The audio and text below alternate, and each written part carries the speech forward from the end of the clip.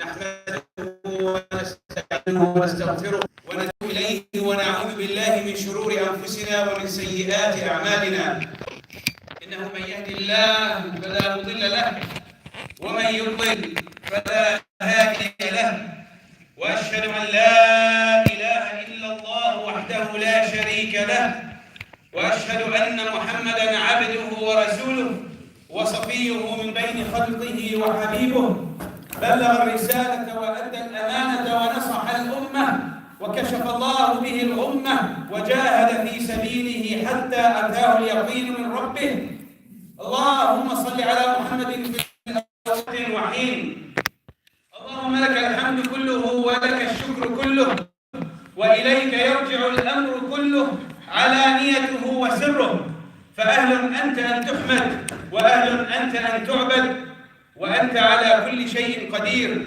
فيا نعم المولى ويا نعم النصير غفرانك ربنا وإليك المصير. All praise is due to Allah the Almighty as He should be praised. And I bear witness that there is no other God or other deity that is worthy of worship other than Allah subhanahu wa ta'ala. And I give and start this Jum'ah with giving salutation upon His beloved Prophet Muhammad sallallahu alayhi wa sallam, upon his household, his wives, his companions, and those who followed their footsteps until the day of judgment. Allahumma ameen. And I ask Allah subhanahu wa ta'ala to grant us the pleasure and the honor in accompanying them in Jannah. Allahumma ameen. My respected brothers and sisters, I am, like everyone here, in pain. And my heart is aching for what we heard happen and what happened yesterday. When I read the news last night, about 40 plus, then 49 plus people massacred in cold blood. Muslims like us here, humans like us here, citizens of this world, massacred for no other reason except for because their sole reason of being Muslims. It is difficult to overlook this. Yes, it happens all the time. We see it happening every day. In Myanmar, Burma, everywhere. But until when are we going to draw the line and say enough is enough? We're not talking about a crash, a traffic collision. 2-3 people died. We go to janazah, pray, make dua, and then move on. We're talking about a massacre. A massacre that was planned, where the terrorists have left this 70-plus page manifesto and how much they hate Muslims and immigrants and support white supremacy and etc. Everything that is against the teachings of Muhammad and Jesus and Moses and all the prophets alayhi salatu wasalam. It is hard to talk about what am I going to do for spring break? It's hard to talk about what I'm going to do for my summer vacation. Or where am I going to pray to? But this pressing issue, where people are just dying. People died last night. While they're in this masjid, in the house of Allah, worshiping. I hope you and the guys pay attention to me here, please. Because this is directed to you. This is serious. Enough is enough. If you haven't enough, if you have not had enough by what happened last night, what we heard last night, then I don't know when. This is not something that we talk about where we address an issue of an Ebola virus or something like that. No, it's serious. It hit the other side of the world, yes, but it is close to us, close to home, because we're brothers in humanity and we're brothers in Islam. What can be the motive behind this? Except for anything other than hate to Islam and Muslims. Where Allah subhanahu wa ta'ala says, وَمَا أَرْسَلْنَاكَ إِلَّا رَحْمَةً لِلْعَالَمِينَ. And we have sent you, O Muhammad, but mercy, not only to mankind, but to all creation. And then somebody decides that he wants to go out and massacre everyone in the house of Allah, starting with women, with children, youth, Everybody. No discrimination there. When it comes to killing Muslims, everybody goes. Everybody's equal. The thing that I noticed, which I was pleased in the midst of all this, is that the government of New Zealand called this a terrorist and coward attack. My respect goes to them for doing that. And then we heard that there was a plan, a 70 plus 2 plus 70 plus manifesto, page manifesto, talking about how they are white supremacists and how they hate Muslims and immigrants and whatnot. And then they carried out the attack.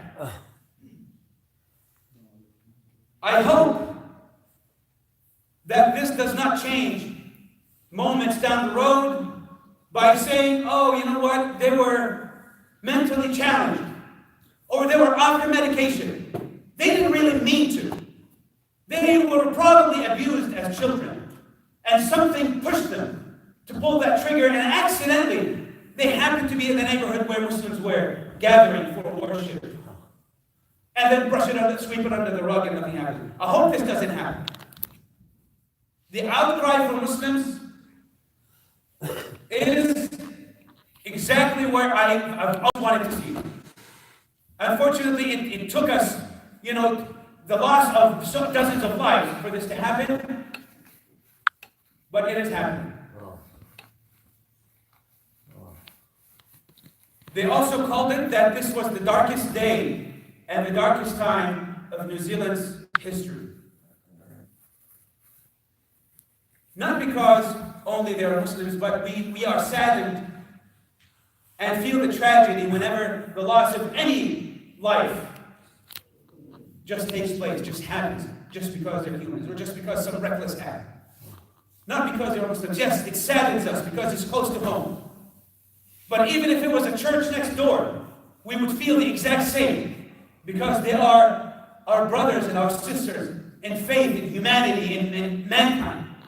They are our neighbors, our brothers in the citizenry, our brothers as Americans, our brothers and sisters in families and neighbors as human beings.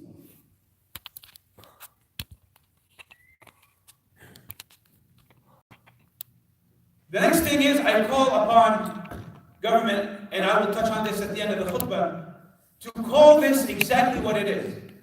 So far, I have not heard. Maybe I was on the road. It happened while I was coming here. I don't know. But I call upon our government officials to what it is. A vicious terrorist attack that targeted Muslims. When somebody does a similar attack somewhere else, they point the finger at Muslims right away. Well, it's time to change the wheel. It's time to change, to turn the table on those who are doing it and exactly for the purpose that they're doing it. Only killed because they are Muslims. Only massacred because they are Muslims.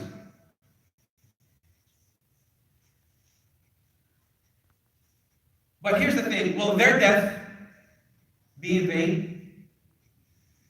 Is it, that's it, yeah, 40 Muslims, 49, 50, 60 Muslims died yesterday, and then hundreds and thousands since the 80s in Myanmar and Burma have been dying, and then life moves on. I live in the US and everything is good here. As long as nothing is in my neighborhood, I'm okay. Is their death going to be in vain? Did they have goals just like everyone here? Did they have a life like everyone here? Weren't they children? Weren't they young men and women that had bright futures that they were going after and seeking? Colleges, there were doctors, there were name it. They were in that masjid, just like the people of all different walks of life and all different professions in here. Weren't they that? Weren't they humans? Did they plan on going after Salah, go back to work or go back to school? Weren't they planning all these things and have dreams just like us? And then what? They went to the masjid to pray Jum'ah just like we are here now. And they left, so a lot of them left, even if it was one person. A lot of them left in body bags. Why?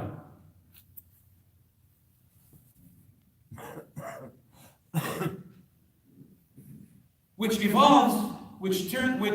leads me to talk about what really life evolves about. And I mean, even though this is a very pressing topic, but I don't want to talk about, just make it a depressing, but I want to talk about what can be coming out of this, what positive can be coming out of this. What did the Prophet ﷺ teach us about our goals in life? The Prophet ﷺ taught us in his Sunnah and in the Quran, we are taught that life revolves around three things. Tawheed, the oneness of Allah subhanahu wa ta'ala. Tazkiyat al-nafs, the purification of your soul. And then advancing and developing and civilization. How does that apply to us as Muslims? We believe in the oneness of Allah subhanahu wa ta'ala, which is the first requirement. The first thing that somebody says when he becomes a Muslim or when she becomes a Muslim, or to renew your Islam, you say, Ashhadu an la ilaha illallah wa ashhadu anna Muhammadan Rasulullah. I bear witness that there's no other God but Allah, anyone worthy of worship but Allah, and that Muhammad, peace and blessings be upon him, is his prophet and messenger. We learned about the attributes of Allah subhanahu wa ta'ala. All the names that we know, mentioned in the Quran and otherwise, Al-Kareem, Al-Razzaq, the generous, the sustainer, the kind, the merciful, the beneficent, etc. And we as believers in one God belong to Him, and that we are His servants. The believer who believes in one God and believes in these attributes transitions from the wrong understanding that people say, oh, we are slaves, but to move from being slave and upgrade and promote to being a servant of Allah subhanahu wa ta'ala. And this is where Tawheed comes. Then you have the other attributes of Allah subhanahu wa ta'ala, like Al-Jabbar, the Almighty, the Powerful. And these names that if somebody hears without hearing the other ones would say, this is one harsh God, why should I? But when you hear about these attributes and you hear about the ones, you see that there's a balance. Yes, He is Khabir, yes, He is merciful, and yes, He is punisher. That's why we stay on Allah subhanahu wa ta'ala good side and know that He has our back in case something happens to us or in case of a need.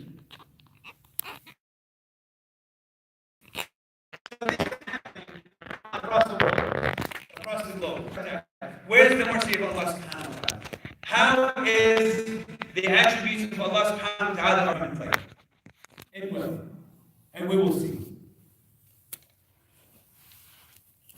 You know, like when you have somebody that you respect or somebody that you regard, somebody, whether it's somebody of authority or a status or somebody, and you say, mashallah, you know what, he's very good. I trust him. But don't upset him. I want to be on his good side. You know, like you say that, or he's a good boss. I don't want to be on his bad side. It's not because you fear him, it's because you respect him and you don't want to test him. You don't want to put him you don't want to test the other attributes or the other characteristics that he is known for. Oh man, he'll fire you in a heartbeat. I don't want to try that. That's why I'm doing everything I can so I can be on your good side. So with Allah subhanahu wa ta'ala, we seek His generosity by obeying Him, by worshiping Him. We seek His kindness by doing His will. And we seek refuge in Him from Him being angry with us by being on His good side and by following His commands subhanahu wa ta'ala. Allah subhanahu wa ta'ala says, Inni ja'ilun fil ardi khalifa. He told Adam, peace be upon him, that I am to make, indeed I will make upon earth successive authority, Khalifa. And because we will fulfill the duties that Allah subhanahu wa ta'ala wants us to do. We have this, so we also have the nafs. This nafs, the soul can fluctuate, can bounce between khayr and shar, good and evil. One day I'm feeling good about what happened, the good things that happened to me. But if I see that if they happen to somebody else, maybe I'll get a little jealous or a little animosity here or there. This is the nafs. And Allah subhanahu wa ta'ala mentions this in the Quran. A lot of types of nafs where He says, for example, النفس المطمئنة, the nafs that is at ease, the personality or the nafs, the soul that's at ease, at tranquility. And also we have the nafs al-ammara bis-su', the nafs that urges you to do wrongdoing. And many other examples. Allah subhanahu wa ta'ala says, قَدْ أَفْلَحَ مَنْ زَكَّاهَا وَقَدْ خَابَ مَنْ دَسَّاهَا. He has succeeded who has purified it, and he indeed has lost who instilled it with corruption.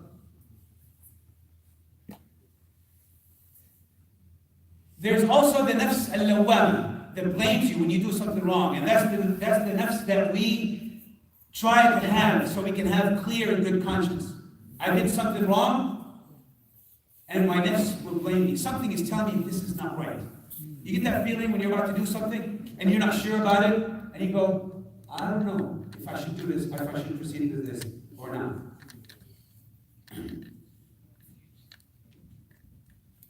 What avenues could we follow to develop civilization? And this is the third one. We said oneness, purification, and then we have civilization and development.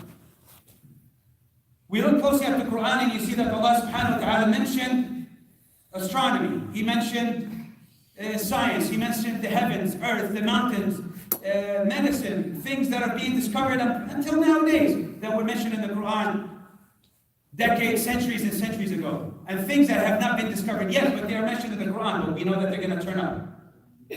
How is it that they turn up? How is it that we learn about it? It's because of our roles. My role as a contractor, I build. As an engineer, I build. As an architect, I design. As a doctor, I treat people, I save lives. I transmit my knowledge. I pass it on to others. Us, the elder generation, or the parents, we pass on our knowledge to the youth, our experiences in life, so they can become better images of us when we were their age. You know that as parents, we say this thing, I want my son to be better than me. Every one of us says the same thing. Every one of us that is a parent, mother, or father, will say the same exact thing. I don't want my son to be like me, I want him to be better. Well, how do we do that? Applying that role that you have in your life, that you have in your experiences, you pass them on to your kids, to your children, and to others, so they can become a better image of you. Allah subhanahu wa ta'ala first commanded in the Quran, He said, oh, recite. In Surah, can somebody tell me which one? Iqra bismi rabbika alladhi khalaq. Allah subhanahu wa ta'ala says, Iqra, name or recite, O Muhammad, in the name of He who created you. This is not only about reading a book. This is about you and me and he and she and him and all of us going out there and seeking the knowledge so we can have that role that we have, that we should have, that Allah subhanahu wa ta'ala entrusted in us, instilled in us to be inheritors or successors of this land. Inni ja'ilun fil ardi khalifa, successors. That's where we come in. Not just by living and sleeping and eating and repeat like you see on some t-shirts, eat, sleep, whatever, repeat. No. We promote and we civilize and we develop. This is what we are, and this is what we do. In the light of this topic, the oneness of Allah subhanahu wa ta'ala, the purification of the nafs and civilization, I would like to pass on an advice to the youth. You in the back, you here in the front, everybody. In the second khutbah, inshaAllah, أقول قولي هذا وأستغفر الله لي ولكم إنه هو الغفور الرحيم.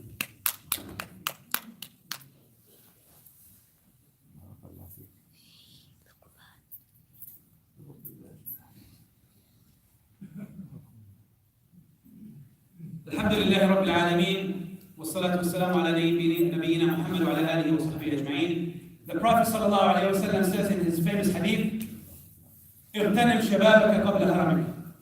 The youth phase, take advantage of your youth before you get old. اغتنم شبابك قبل هرمك. The youth phase is the time of work, the time of striving, the time of doing, the time of action. Not the time of being on your cell phone and Facebook and games and all this technology that does nothing but harm to you and to those around you. Because this is the phase of strength, the phase of proving yourself, the phase of shining, of rising, the phase of youth. He says, sallallahu alayhi wa sallam, take advantage of 5 things before 5 things happen. Shababaka qabla haramik, your youth before your aging. Sahhataka qabla faqrik, your wealth and your good financial status before you don't have it, before you lose it and become poor. And faragika qabla shughlik, the spare time that you have before you get so busy with other things that will prevent you from doing things that you should have done and say, oh, I wish, or I should have, I wish I could go back and say, I wish I could go back to be young. Every one of us here, including myself, I can go back and say, you know what? I could have done and I should have done. So that's why we try to push and we try to emphasize on the young ones to grow up doing and fulfilling their role in society. If I don't take advantage of this now, it's not going to be. The Prophet ﷺ says also in a hadith, لا تزول قدم عبد حتى يسأل عن أربعة, that you will not go any step forward on the day of judgment until you're asked about 4 things. One of them is شبابه فيما أبلاه, your youth, what you've done with that youth. You lived your 20s and your 30s and your teens. What have you done with that? Spend it all on Xbox, day and night? You won the championship of a game online? What good has that done to the nation, to the country, to your neighbors, to yourself, to your household? The other thing is, the hadith that the Prophet ﷺ says, 7 categories, 7 people that يظلهم الله في ظله of Allah subhanahu wa ta'ala on a day that there is no other shade but His. Remember, this whole land is nothing but sun, hot sun, and you have this one tree that has this nice shade and this little breeze coming in. And you say, that's where I want to be. On the day of judgment, there will be that. The entire creation will be out in the heat, and the throne of Allah subhanahu wa ta'ala is where the shade is going to be. And 7 categories of people are going to be under that shade. One of them is Shabun Nasha'a fi ta'atillah, a young man who grew up following the way of Allah subhanahu wa ta'ala, obeying Allah subhanahu wa ta'ala. And I'm not saying, somebody may say, well, you just want me to be in the masjid 24 hours a day. No, that's not it. You can do by fulfilling your role. Like you said, if you speak Arabic, you can invite people to Islam. Even if you don't, you can do that. If you're a student, you can teach people about your religion. Oh, we want you to do a paper on history. Okay, I'm going to talk about the history of Islam. Then after class, everybody wants to grab you and ask you questions about it. Isn't that a form of da'wah? It is. My role as law enforcement officer, my role as a doctor, my role as what? I can do da'wah in each role. Even if I don't have, even if I'm retired, I can talk about da'wah. Shabun nasha'a fi ta'atillah. Also, we see about the people that supported the Prophet ﷺ and the prophets when they were younger. You hear the ayah where it says, قَالُوا سَمِعْنَا فَتًى يَذْكُرُهُمْ يُقَالُ لَهُ إِبْرَاهِيمُ. When Abraham, peace be upon him, damn it, destroyed those idols, they came back and said, what happened to our gods, our idols? I said, oh, we heard somebody named Ibrahim who was talking about them. Maybe it was him. سَمِعْنَا فَتًى. It was a young man named Abraham who destroyed them. Hafsa bint Sirin, or in another ayah, Allah subhanahu wa ta'ala says, إِنَّهُمْ فِتْيَةٌ آمَنُوا بِرَبِّهِمْ وَزِدْنَاهُمْ هُدًى. The story of the cave. You can go back to the Quran and look at Surah at the cave, Al-Kahf, that we recite every Friday, and you can see the story of those young men who supported the deen of Allah subhanahu wa ta'ala. And they are mentioned in the Quran until the day of judgment. Hafsa bint Sirin, one of the tabi'in, one of the followers of the Sahaba. In her time, She said, Ya ma'shar al-shabab, O youth, i'malu فإنما العمل في الشباب. Work and strive and develop and do and perform and exercise what you can do, because this is your phase, this is your time. Not when it's too late and you say, it's too late now. Or when you grow older and you say it's too late now. What kind of shabab? I'm going to read these lines of poetry in Arabic. I'll try to translate it if we have time.